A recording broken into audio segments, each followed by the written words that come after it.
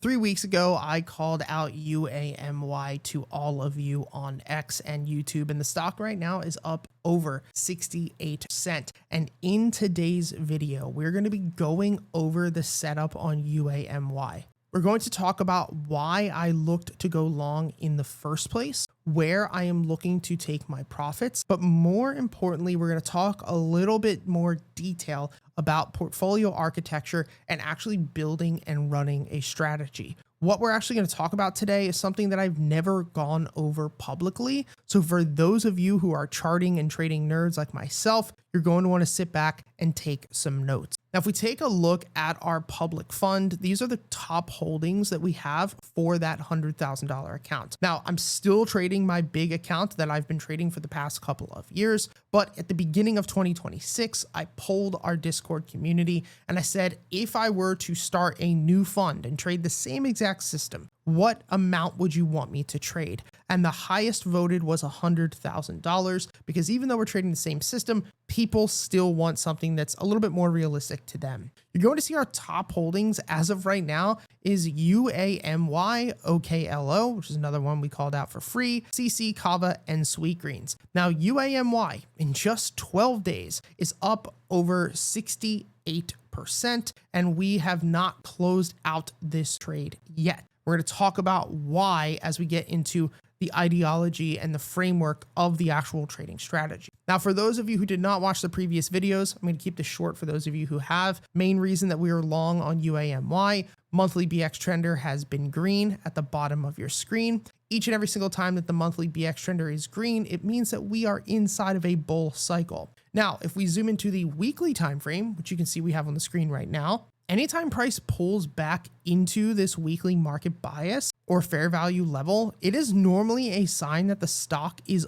undervalued and that we're going to bounce. And so the pullback into that bias plus the monthly BX showing buying pressure made us believe a bounce was going to happen. Now, as of this point, we are up, like we said, close to 70%. And one of the main questions a lot of people are asking me, and it's a good one, when do we take profits? Now, instead of just telling you the level, which I'm going to, about $13 is where I plan to take a good portion of my shares off of the table and the calls that I own, I want to actually break this down with you the way that I would my private Discord community. So if we go into the trading playbook, which all of my students in the Discord get access to, we're going to scroll to the core philosophy section. And we're going to talk about how I actually build my portfolio or my ETF. For those of you who are new to me, I'm not somebody who is looking to take 1 or 2 trades per week, fully port everything that I have, over leverage, none of that. Each and every single week, I manage and update the ETF. So whether I'm trading $100,000 or $5 million,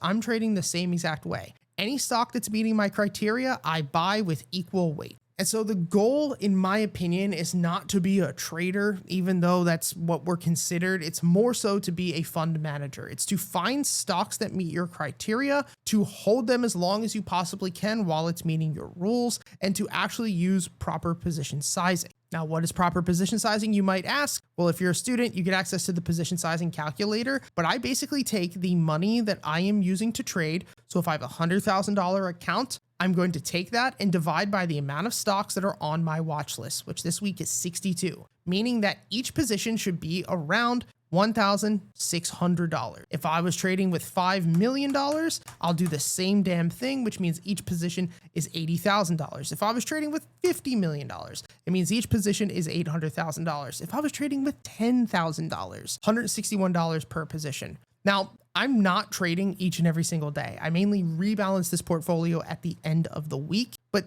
this is how you should be focusing on things. You know, so many people think that even if they have $10,000, that this is stupid. $161, so dumb, bro. Yeah, it's dumb if you're focusing on tomorrow. But the goal here is long-term compounding. If you're trading in a Roth IRA and you can get a 30% return on investment and do that for 20 years, you'll have $6 million. If you're maxing out a 401k with a 30% return per year, you'll have $60 million at the end of the year. And I've averaged over the past 6 years anywhere between 50 to as high as 300%. On average, it's been close to about 48% to 60%. Last year was 62%. So I'm not saying that every year you're going to pull 60, 70, 80% return, but even if you can average 30% on an untaxed account for the next 20 years, you are good. The problem is that so many people have such a short-term outlook on how to flip their money when the truth is none of that matters. No amount of money that you're going to make tomorrow is going to change your life. So fix your expectations and treat this like a professional would, or you're going to get liquidated by the market. So now that that rant is over, we need to talk about taking profits and why the trading strategy, at least the one that I run, and you guys can learn it completely for free. Link is in the description to all of our courses, and you can get access to all of our indicators as well for free. But the hardest part is that our trading strategy is entirely built around asymmetric risk versus reward, meaning we are looking to have small controlled downside on each position and massive parabolic profit. Now stick with me here. Down below is a chart that was ran through Python. That's where this chart comes from, where we took a 50 stock mock ETF, meeting all of our criteria that we just went over. This blue line represents what our returns would be if we equally traded all of those positions meeting our criteria untaxed in a retirement account. Within 25 years, you would have turned $1 into $125. That's insane. That is amazing. And you'll see, obviously, that a lot of this happens from the compounding nature, but still, within the first 10 years, you would have made an 850% return or turned $1 into $8.50. The green line is what your return would be if you took the single biggest winner from each stock and cut it in half, meaning you took your profits half the time that you should have. Look at how much more drastic the drop off is in your return. You still would have made a 550% return. Actually more than that, $1 into $55, but that's half, less than half, actually more than half, I should say, that of the $125 if you would have just stuck to the damn system.